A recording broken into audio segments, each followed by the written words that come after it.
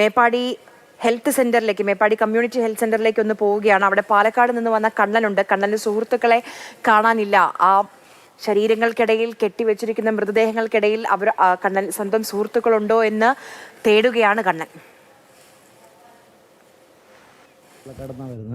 നമ്മുടെ ഫ്രണ്ടിൻ്റെ അമ്മയും അച്ഛനും അനിയനും ഇവിടെ മുണ്ടക്കൈ എന്ന് പറഞ്ഞ ഏരിയയിലാണ് താമസിച്ചിരുന്നത്. അപ്പോൾ അവർ ഇന്നലെ മുതൽ മിസ്സിംഗ് ആണ്.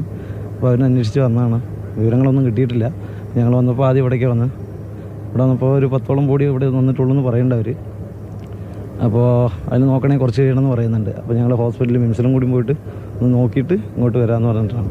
പേര് ഒന്ന് ഗീത, അമ്മയുടെ പേര് ഗീത, അച്ഛൻ്റെ പേര് രവീന്ദ്രൻ, അനിയൻ്റെ പേര് സുമേഷ് എന്നാണ്.